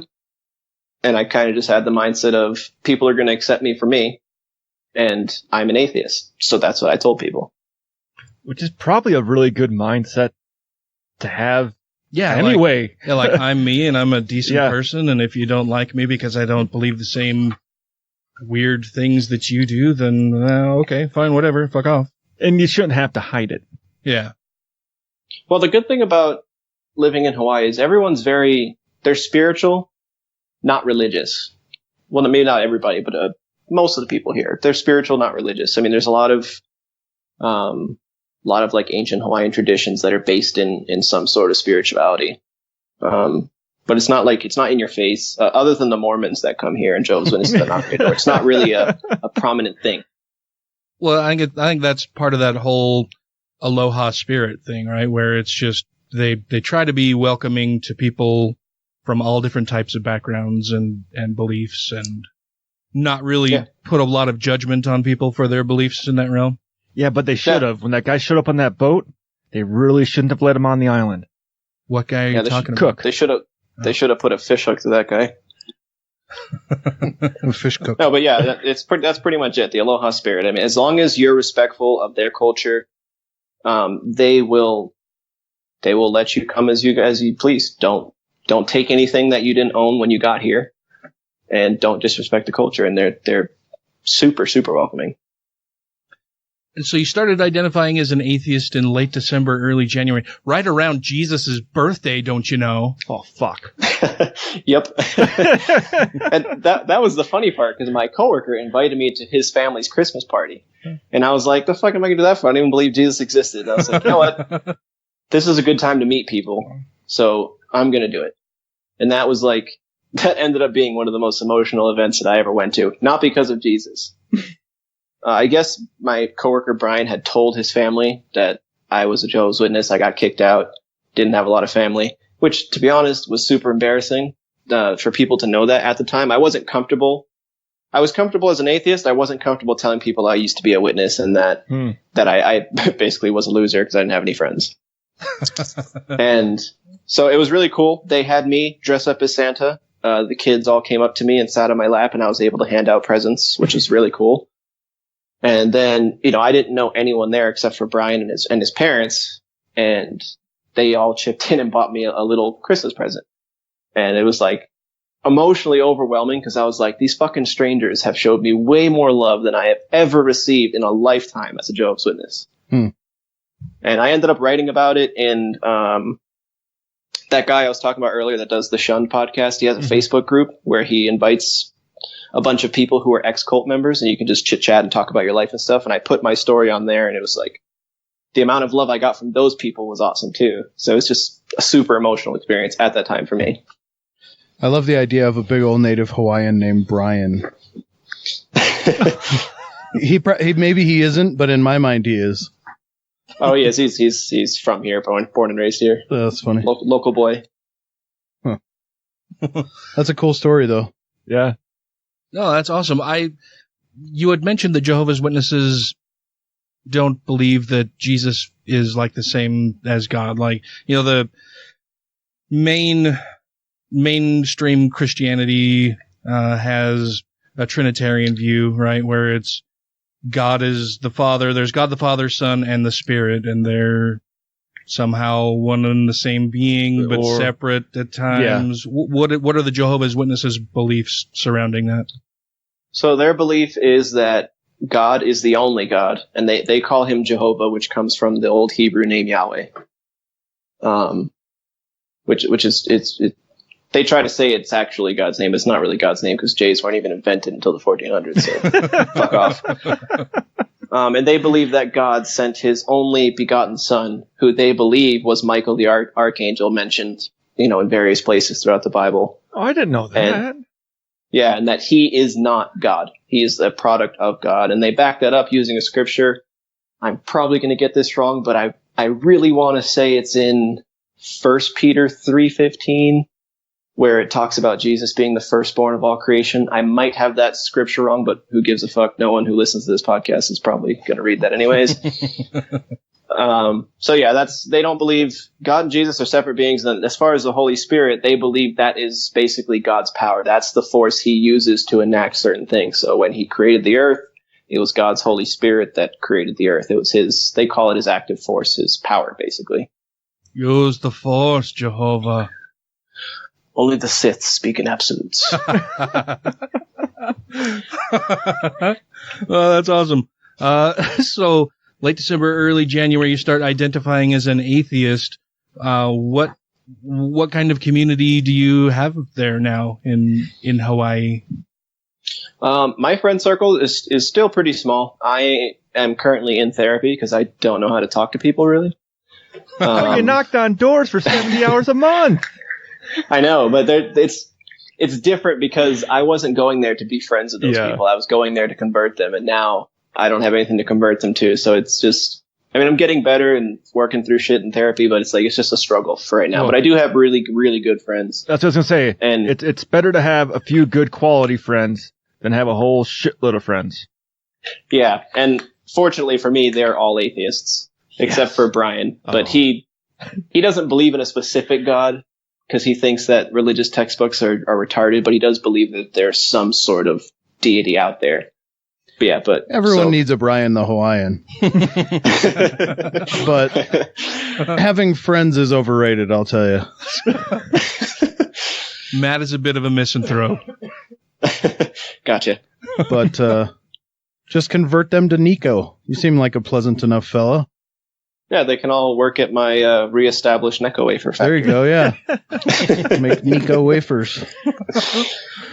So yeah, after going through all that, somehow I randomly got a notification that there was a podcast called Conversations with God. And I started listening to it, became a patron, started going back and forth with Tony, sending in, questions from mortals. And then just over talks, like he told you guys when you interviewed him, he wasn't really raised religious. So, and I was like, dude, I know the Bible like the back of my fucking hand. Especially since becoming an atheist, I've read it more than I ever did as a Christian, when I was trying to figure out if it was true or not. And so we were like, yeah, let's work together. And we have a new segment that's coming on the show that I'm not going to spoil for people, but I did heavily contribute there. And it's basically just taking my Bible knowledge that I got from being brainwashed into a Jehovah slave and making fun of Jehovah with that knowledge. So it's pretty great. See, it wasn't a waste of time. No, I ended up being able to use it. And then in between all that, I'm in a few atheist versus Christian debate groups on Facebook. So I do a lot of interactions with retards. And so I've gotten pretty good at debating and learning how to reason with people. And mostly I use that to challenge people who like to use God as their defense for bigotry or their defense for, banning abortions or trying to bring God into church, into schools and all that other shit. And I'll say, okay, well, look at this. God does an abortion here. God murders a kid here. So I just try to get people to think. And that's where, hopefully my next creative outlet will be taking me, is using that info to pilot. Nice. Yeah, that's very cool. So we talked a little bit before we started really taping and recording with you this evening, and Matt brought up the missile scare in Hawaii. Yeah. As a believing Jehovah's Witness member at the time, how did the congregation handle that? Like, I can only imagine that if you are in fear that, there's going to be missiles raining down on your tiny island, as a believer, I'm curious to know what people's thoughts were surrounding that. Is this just the work of men? Is this God punishing people for it? Was there any talk about any of that, or any mention from your fellow Jehovah's Witnesses surrounding that? Not really, because the whole ordeal was over pretty quickly. Yeah. But when you're a Jehovah's Witness, you're conditioned to think that the end, Armageddon, God's great war against Satan, which is a whole other topic in and of itself, because that makes no fucking sense. God of the universe can't stop a single demon that he created from. But anyways. Mm-hmm. But you are heavily influenced to think that the end could come at any time. So anytime something of importance happens in the world, it's a potential trigger. So a lot of people out in service the next couple of days were talking about, oh man, we thought that was the start of Armageddon. Like we thought we were one step closer to paradise, but it's by way of a nuclear weapon. Yeah, I mean, you'll hear Lloyd Evans talk about it a lot in his videos. They just moved the goalposts. It was 1914, it was 1925, it was 1975, it was 2000, and now they're just moving. They just keep moving them. And so anytime something happens, if we had a World War III, they would try and somehow spin that to make it see like, oh, see, we told you the world was getting worse, and now we have this. Mm-hmm. I know the LDS Church likes to brag about its numbers and, report increases in memberships, report building new temples and churches around the globe, and all of the faithful Mormons just cream their jeans at news of a new temple being built somewhere to preach to the heathens. Do you know what the Jehovah's Witnesses numbers are like worldwide? Are they increasing, decreasing? It's been a while since I checked the website. I do know all those numbers, are published on the website. But they do, they do it less now. But I remember as a kid, that was like a highlight at the end of the year was, the yearbook would come out and they would talk about all this stuff that witnesses did, kingdom halls that were built, how many hours people spent preaching, and things of that nature. They are definitely decreasing in numbers, which is great. But ever since that decrease started happening, they don't publicize their numbers as much as they used to. Because they're not increasing? No, they're the only witnesses that are coming to them are either people who are extremely, extremely depressed and need some sort of hope, which is disgusting. That's a really gross abuse tactic. Yeah, or emotional vampires. Yeah, or they're the kids that are born into it. Huh. That's like their biggest sources of members right now. Yeah, well, and you had mentioned that there's supposedly going to be a war between God and Satan and blah blah blah. What are the Jehovah's Witnesses' beliefs surrounding that? Oh, this will be fun. This whole thing was actually a large source of trauma for me. This whole war of Armageddon. But I'll try to navigate my way through it here. So basically, there's this war, right? Satan's been on the earth, polluting the planet and causing people to run away from Jehovah. Eventually, that's going to come to an end. So he's going to get locked into an abyss for 1,000 years, and basically witnesses will be doing. Well, fuck! I still say we. I gotta stop that. Shit. Witnesses will be doing the preaching work. Anyone who hasn't heard the message will get to hear the message because everyone will be resurrected. Which, if you think about it, holy fuck, the world's going to be like blown up. Jesus. We might be so heavy we might go closer to the sun or something. And is that just humans? Is there a belief in do dogs go to heaven in Jehovah's Witnesses? Like, is a pterodactyl going to pick me up? All dogs go to heaven, Dan. No, I actually made a joke about that on my interview with Tony. If your guinea pig died, tough shit. But if your grandma died, now we're getting somewhere. So it's just people. And then after the 1,000 years, basically, God is going to let Satan out of the abyss to tempt mankind again, which makes no fucking sense when you consider that scripture that says, God doesn't tempt people. Well, and then after that comes, God will kill sinners permanently. If they fall into temptation after Satan's released, they will die. And any active witnesses left on the earth are responsible for picking up the dead bodies. And whatever whatever they can't pick up, the crows will eat. What do you do with the dead bodies after you eat them? What do they do with the dead bodies after they pick them up?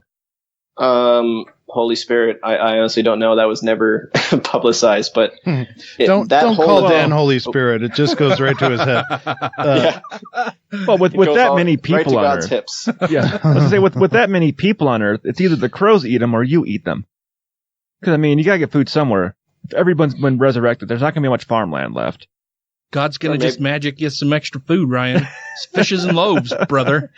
Maybe they'll just sacrifice him to God. He does love the smell of burning flesh. So true. It's true. Yeah, it's pleasing to him. Big bonfires. But then, after that, the 144,000, which are supposed to be helping and killing everybody, will go to heaven to reign with Jesus for all eternity, and then everyone else gets eternal life and can do whatever they want on the earth that is now free of wicked people. This is so heavily publicized in their literature, their magazines, the governing body, which is what they call their cult leaders. There's a video on YouTube that you can look up, and it's both hysterical and disgusting at the same time because these guys are actually looking forward to this. But one of the members named Tony Morris, who is infamous in the XJW community, you might know him if you are aware of that, like Tight Pants Tony, or there's the whole whiskey incident. He's over there talking about. Sounds interesting. He's an interesting individual. He's the mental illness on those 8 men is so visible, and God, I can't believe I fucking looked up to them. Holy crap! It happens. But he's talking about people roasting like hot dogs on a grill, and he's like in that? looking forward to it. Yeah, that's sick. It's disgusting. Well, now you got me curious. What is the Tight Pants Tony thing? I think sounds like a mafia nickname. I think we'll end up Googling that during the break. Hopefully, he doesn't lead us to any kind of weird pornographic site with Tight Pants Tony. It's going to be pictures of Tony Danza's bulge. Yeah, I was going to say that's his porn star nickname that he doesn't want people to know about. Yeah. No.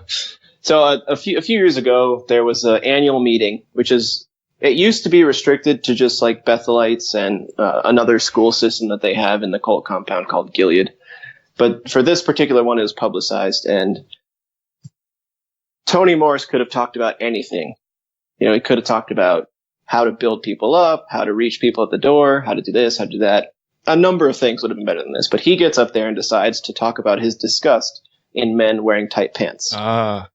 Not only did he talk about his disgust in wearing tight pants, but he also, and I quote, "You know who wants to see you in those tight pants? The homosexuals that made those tight pants." So it became this phenomenon in the JW life where, you were extremely, extremely culturally shamed for wearing tight clothing if you were a man. I just found a remix of it. We're going to watch that later. Yeah, check that out later. That's all very crazy. It's been an absolute pleasure having you on the show. I know we're creeping up on the amount of time that we have to spend with you this evening. Before we go, I hear that there's something else you wanted to announce while you were on here. Which thing was that? Because my mind is fried. Well, so this is the part of the interview where we allow you to basically promote whatever you'd like to, and you would talk to us pre-recording about a project you've got coming up. Yes. First, if you want to hear a detailed story about my life as a Jehovah's Witness, you can check it out, episode 29 of the Shunned podcast. Other than that, I am going to be starting my own podcast called If I Were God. And the inspiration for that is in my debates with Christians. Every time I bring up an objection to something that their God does, they always respond with, well, what would you do if you were God? So I plan to talk about that. What would I do if I was God in the events of World War II or the Ebola outbreak or, things of that nature, general disasters that if there were a God, we would expect to be answers to, and we don't. I think that sounds like a very interesting show, man. I look forward to listening to some of the episodes. Yeah. If people want to get in contact with you, how would they do so? You can find me on Facebook. My name is Nico Gonzalez. I have a picture with a shunned hat. I wear it as a token of pride because my boss is a witness, and I find it funny. Outside of that, they can send me an email, ngonzo5396@outlook.com. Awesome. Well, thank you so much for coming on the show, man, and thanks for helping Tony with his show, and I look forward to listening to your show that's coming out soon. When will that be dropping?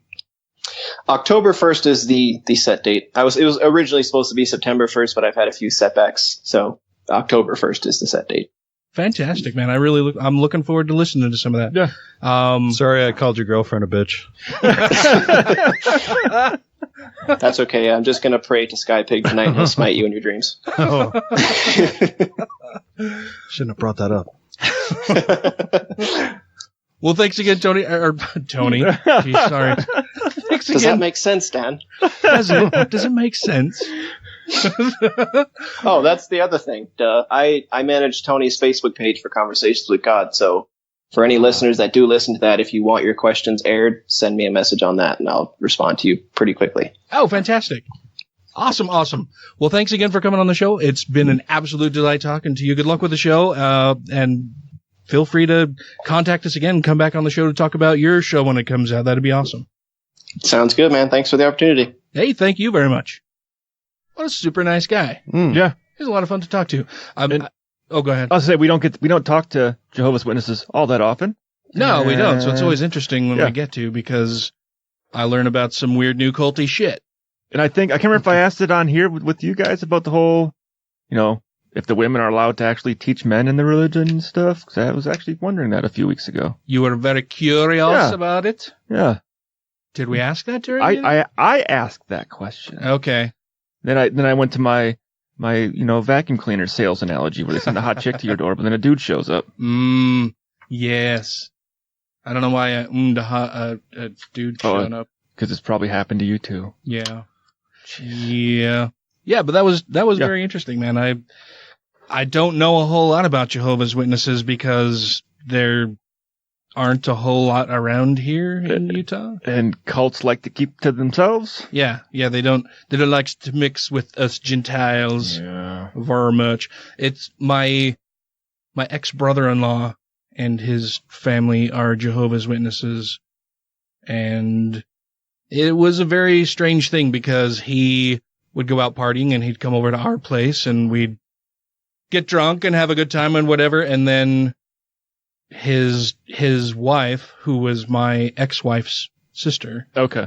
Of course, she was raised really non-denominational Christian, kind of with a Catholic upbringing a little bit. But once she started dating the man who ended up being her husband, she ended up converting, I believe, to be a Jehovah's Witness. But for a long time, she tried to hang on to having family celebrations for birthdays, and she loved Halloween. She loved Christmas. And so they would put up a Christmas tree, but they had to hide it in like a back room in case the mother-in-law came over. With like one of those changing curtains around it. Yeah. Her mother-in-law was very pushy about her religion, and until she needed a blood transfusion for something. She needed surgery and was going to have have a blood transfusion, and that, you know, that kind of softened some things for her. I like my religion, but I like living too. It's weird, and they're still weird about it. I don't know. They're very non-critical about their belief in the sky wizard, sky pig, bearded fairy guy in the sky. It all just seems really weird to me. Having been outside the church and an open atheist for as long as I have, when I talk to somebody or hear stories from somebody who was a true believer, it's really fucking weird. I'm sure that I feel about it like Matt feels about when people talk about superhero movies, like, what a bunch of fucking nonsense. A bunch of childish nonsense. Yeah, it's all just silly. It seems really fucking silly to me. But, all right, well, let's do a news item or two, shall we? Okay. This is Dr. Hector Garcia, author of Alpha God and Sex, Power, and Partisanship, and you are listening to Godless Rebelution. You're one of the finest people it's ever been my pleasure to know. I mean that. That's why I'm a little bit surprised that you believe in an all-powerful God who still had to supplement his income as a carpenter. Doesn't make sense. If you have questions, comments, concerns, compliments, corrections, criticisms, or concepts for content, contact the show via email at godlessrebelution@gmail.com, by text or voicemail at 330-81-REBEL, or Twitter the twatter at TGR Podcast. Thank you! Well, what news do you have for us this week, Matt? Well, I see you brought several items. I have several. Britain's religious leaders, a relatively small and embattled community in an ever more secular land, are wondering what to make of Boris Johnson. We're all wondering what to make of Boris Johnson. Yeah. As with many areas of his chaotic life, Britain's Trump and new Prime Minister's spiritual antecedents and his present convictions are a bundle of contrasts and confusion. In a nutshell, he has Muslim, Jewish, and Christian ancestors. What? He was christened a Catholic by his mother. He was confirmed in the Anglican faith, thus formally lapsing from Catholicism while attending Eton College, Britain's poshest school. I wonder if Dr. Dan went there. Oh, yes. If it's posh, he went. In 2015, he told an interviewer it would be pretentious to call himself a serious practicing Christian. But as a guest on Desert Island Discs, a BBC radio program in which celebrities imagine themselves as castaways, he said he would sing a few hymns and march up and down to keep his morale up.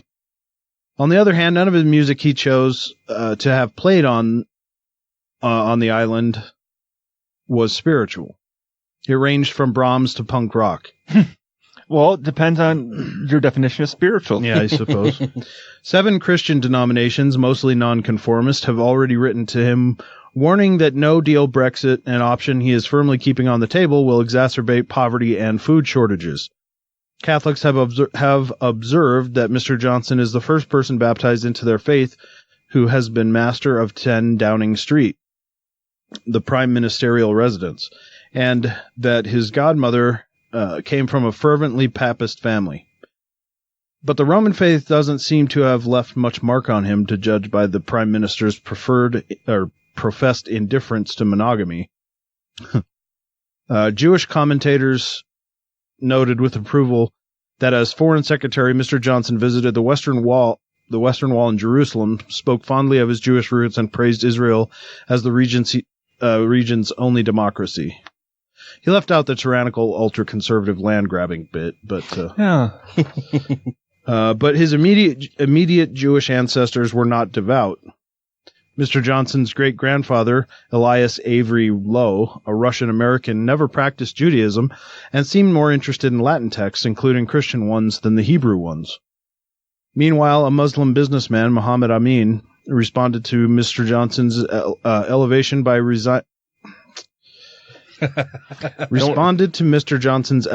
by resigning from the Tory party in protest at the politician's record of inflammatory references to Islamic face veils, such as letterboxes.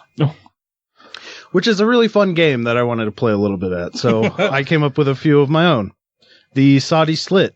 Its burqa is worse than its baita.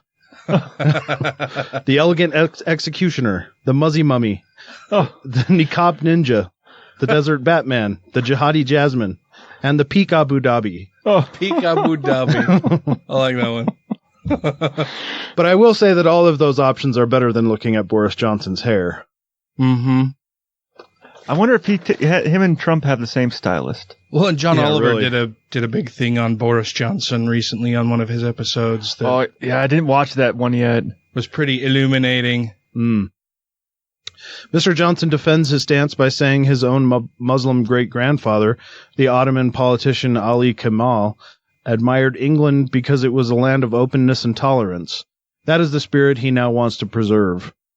Over and above these more or less tenuous connections to the Abrahamic faiths, there is another worldview which, in the view of Mr. Johnson's biographer Andrew Gibson, holds much stronger personal appeal for the Prime Minister, the polytheism of ancient Greece and Rome, whose literature he studied at Oxford University. In fact, Mr. Johnson has some sympathy with the view that Christianity, with its emphasis on guilt, meekness, and self-denial, sapped the strength of the Roman Empire. As Mr. Gibson notes, it is clear that Mr. Johnson is inspired by the Romans, even more by the Greeks, and repelled by the early Christians. The Prime Minister apparently shares the classical belief in omens and portents, along with Homeric sense that great heroes should be free to act out their passions and break free from moral constraints. So, still don't really know. No. And if he has any relations, like blood relatives from the Middle East to get, the Muslim side of it in him, they can't be very close to him because he is white as fuck. He's pretty pasty. Like, he's got no sense of any kind of olive in his skin tone at all. No, yeah, he's a very pasty guy. Yeah.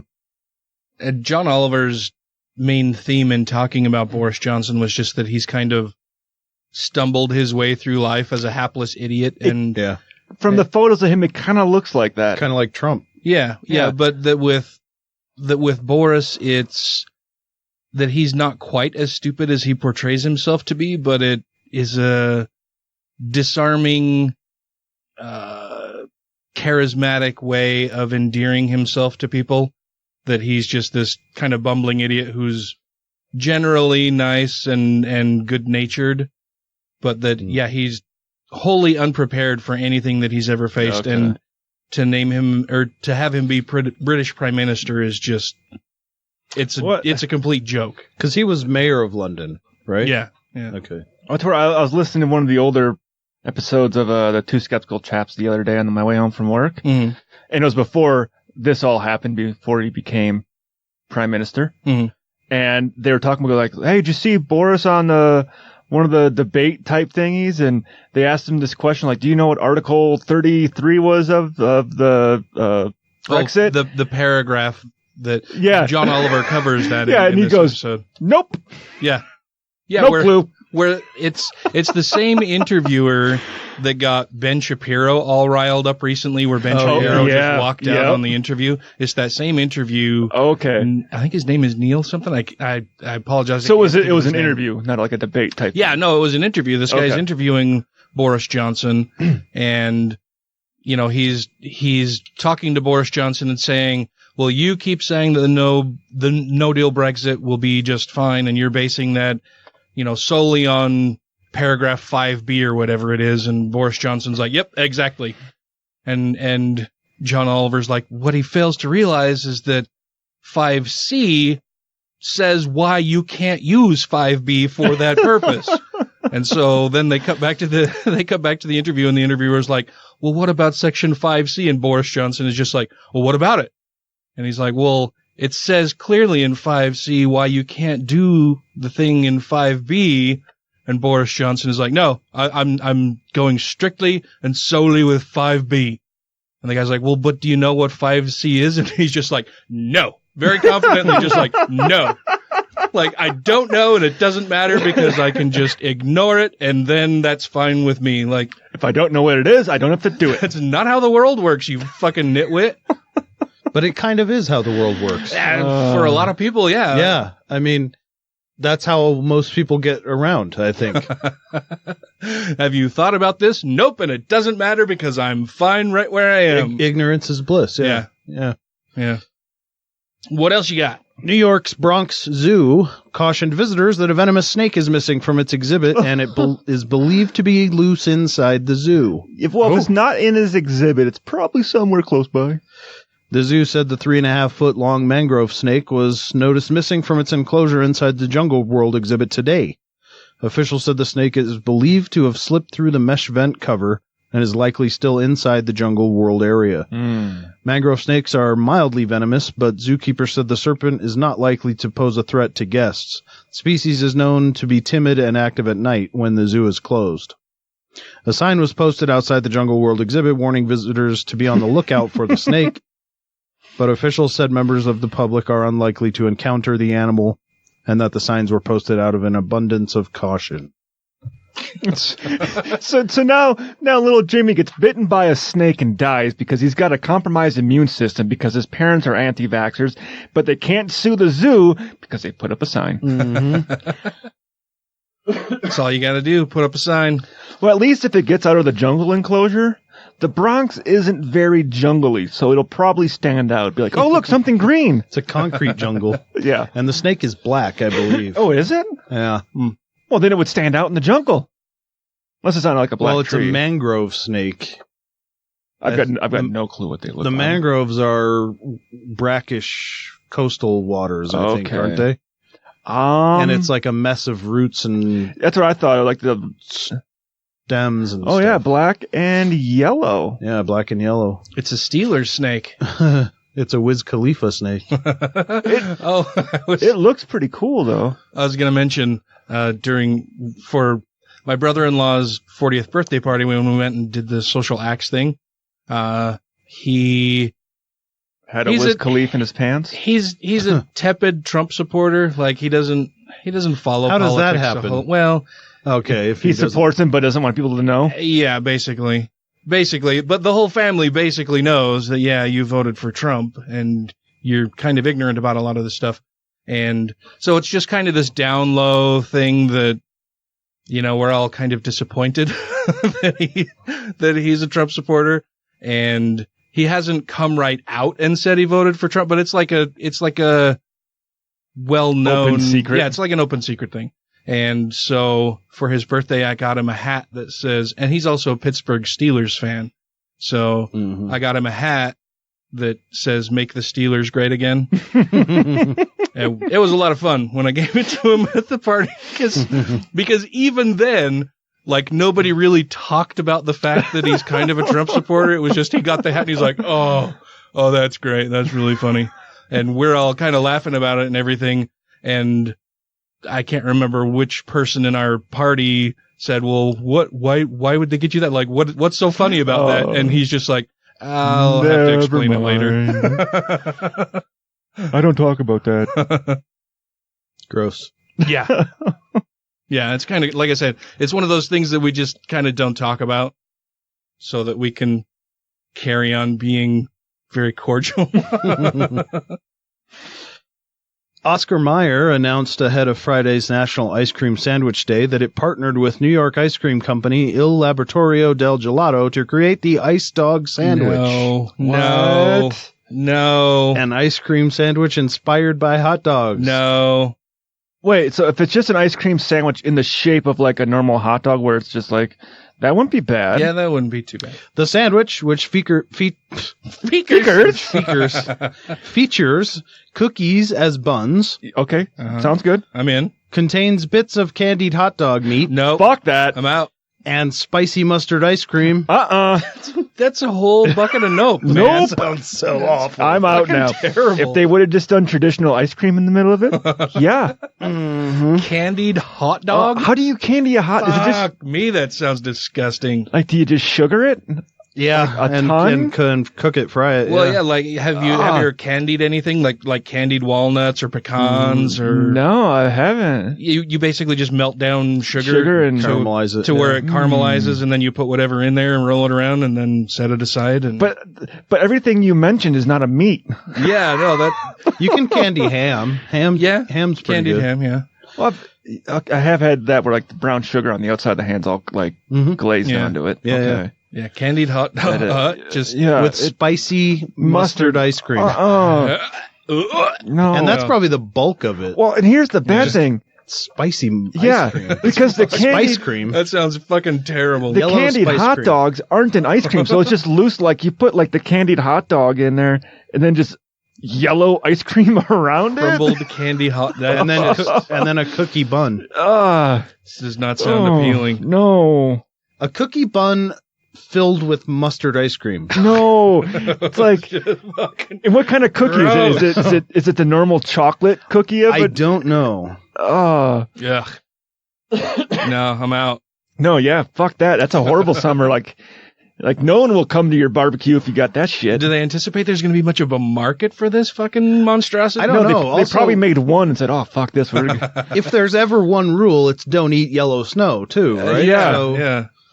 The company said its Wienermobile will drive around Manhattan during the week of August 12th to distribute free samples of the unusual dessert. Yeah. Because nobody will pay for it. The announcement comes on the heels of condiment company French's creating a mustard-flavored ice cream. Oh, no. That it said will be available in select cities during the summer. Why would... Yeah. Dude, I like mustard. I like mustard a lot. But ice cream. I like a wide variety of mustard types. But fuck mustard ice cream? I just can't. That's... Ugh. Well, and I like mustard fine too, but like I wouldn't want a spoonful of it. No. Just plain. Yeah. No, that's giving me the and that's basically what that is, except it's cold, you know? Yeah. It's like I love bacon, but they do too much stuff with bacon, like bacon sodas. Now, candied bacon. Yeah. Well, that is good. I have had that. I've had bacon vanilla shakes before, and that's good. Is it really? Bacon maple vanilla, yeah, that's good. That's I could probably go for that. I could imagine that being okay, but hot dog and mustard ice cream? No. Hot dog. No, that's fucking nope right out of the gate. Yeah, that's pretty bad. Gross. What else you have for us? I think this will probably be our last story for the evening. How about this intelligent design? Never happened. Savitha Dental College and Hospital in Chennai. Yeah, I saw this. Did you? Yeah. I didn't. Said the boy's parents first noticed the jaw swelling when the boy was 3 years old, but they did not want him undergoing any procedures at such a young age. Parents decided to have the boy, now 7, examined when the condition continued to advance. A surgeon discovered a compound odontomy. I'm guessing is how it's spelled. Compound odontomy? Odontome? It's one of those. I don't know. Huh. A bag-like mass in the boy's mouth. And it was removed. It was full of mustard ice cream. Mustard and hot dog ice cream. The mass turned out to contain 526 tooth-like structures. 500. The objects varied in size, but each had a crown and root-like structures, giving them the shape of teeth. Ew. 500. What are those? Yeah. What you guys have heard of those masses or growths that people will get every now and then, where like it's an abscess, where it's like hair, it's like full of hair and teeth and shit. Oh yeah. What are those? I can't remember what. I can't remember. Is it a form? It's like I think they're just different types of cysts. Yeah. Yeah. With teeth. Yeah. It's got like calcified bone, like teeth like shit. Like I've even heard people getting them like hair pulled out of their abdomen. Your body will do some weird shit. Yeah, it's fucking wild. But yeah, the 5 like it was reminiscent of pearls in an oyster. The dental surgeon said. Like how did the kid breathe? Like I saw the X-ray of the thing and I was like, holy fuck! A teratoma. That's what it is. Teratoma tumor made up of several different types of tissue, such as hair, muscle, teeth, or bone. Now go to images. Click on images. Yeah. Yep, we got to do it. Oh man, we got to do it. Our listeners want us to. Now we're just seeing look teeth right there. Yeah, that's teratoma. Hair, that's a hair and teeth together. That's gross. I can't really. Oh, do I need tell to make what's going on? Do I need to make it bigger? Yes, please. Oh yeah. Mustard ice cream. Yeah, that one looks like an ear with hair and teeth. Yeah, definitely don't Google images teratoma. What part of the body was that removed from? I don't know. The part that had it in it.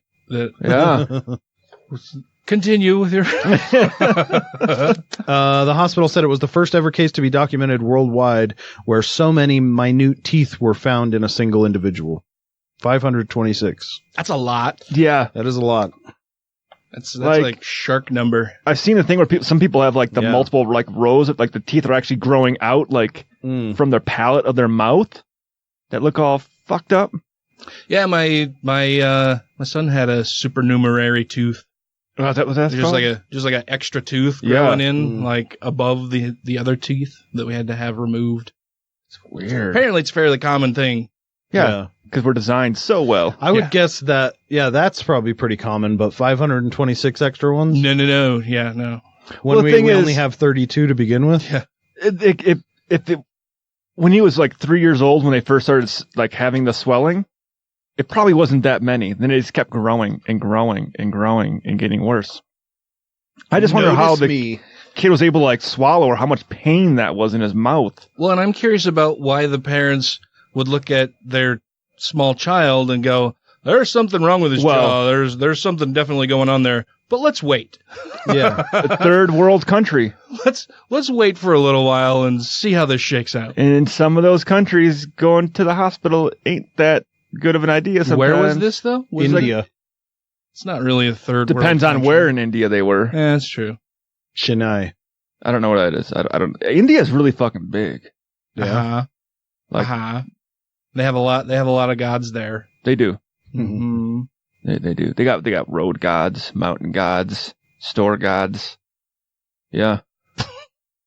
We have podcast gods that we should thank. Well, the reason why I was watching a show where they're going through India, and the guy's like, literally, like, we're driving on the road, and there's a god on the side of the road. We're told before we go through this mountain pass, we got to go worship that god. Then we go into a town. It's like, oh, we got to go to this store and worship that fucking god. Now we go to this place and we got to worship that fucking god. Giving them offerings. All these gods need offerings, and each one is different. Wonder what happens to all of those offerings. That's a good question. There's probably like someone just probably picks him back up, takes him to the store, and goes, "Ha! Some more dumb white people are going to buy this shit tomorrow." But we do have some gods to thank. They are the Patreon supporters of the show. You all in the listening audience should also be thanking these kind, wonderful, generous people for sponsoring the show. These are our show sponsors. We don't do advertisements and stuff. These are the people who keep the show going every week, and we appreciate them very much for doing so. That would be Alan Firth, Newmania, Christy Kalbach, Atheist, Larry Wilson, Stephen Andrus, Let Them Eat Kofefe, Two Skeptical Chaps, Vanessa, Don't Be a Richard, Utah Outcasts, Janet Uter, Wesley Aaron, Andrew Vodopich, Jeremy Goodson, Brandy Hamrick, who has had some health problems. I did see that. Oh no! Glad to see that you are doing better. We hope that everything works out well for you. I saw that today on her Instagram. Yeah, and get better soon. Yes, we'll not be praying for you, but hoping that everything turns out well. All the science in the world is working in your favor. Yes, that your doctors are well educated, well rested, compassionate, kind, and caring. Yes.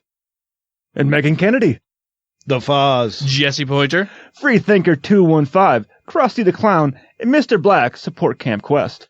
Captain Samples, Savita Kuna, Purple Dragon, and Taylor Grin. Woohoo! Thank you all very much. Yeah. Those are our sponsors. They're the people who help keep the show going. If you would like to become a sponsor of the show, you can do so by becoming a Patreon patron at patreon.com/GodlessRebelution, where you can pledge as little as $1 per episode and help us do more stuff with the show. There's some equipment that we would like to get that would be very nice. I'd like to get some different microphones maybe, and what? Yes, well, just some high-end microphones. Like these are nice. These are good. These are decent, but way better than our old ones. Oh yeah. But there is other gear that we could get that would make the show better. I'd like to do video stuff. I'd like to do a lot more stuff with the show, but we're kind of hamstrung by the amount of money that we can spend on the show. To provide to people out there in the listening audience. So anything you contribute would be greatly appreciated. If you can't contribute, then please do not. But you can spread the word of the show by posting it on social media, tweeting at us, sending us messages, providing news articles. We have a bunch of news articles that people have been sending to us and posting out in our Facebook group and community and page. So thank you all for doing that. Thank you for listening. Thank you for participating. Thank you for sending us show ideas, news articles, and just for listening to us rant and rave for a couple hours every week. We hope we entertain you. Yeah. And so until next week, crucify whatever tower those people who come and knock on your door are bothering you about. Leave us a review, or we will knock on your door. Ooh. Unless you're into that. And rate the show 5 times a day toward the watchtower. Yeah, I don't impersonate Trump. I impersonate Alec Baldwin impersonating Donald Trump.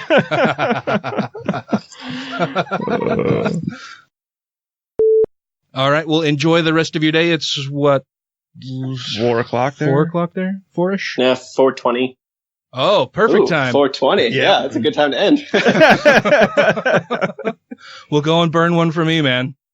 Will do.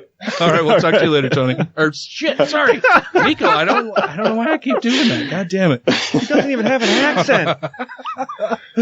Sorry, Nico. Thank you very much for coming on the show, man. No problem, man. All good. All right, we'll talk to you later. Bye-bye. All right, see ya. Basically, it just boils down to I'm an idiot and I fuck up all the time.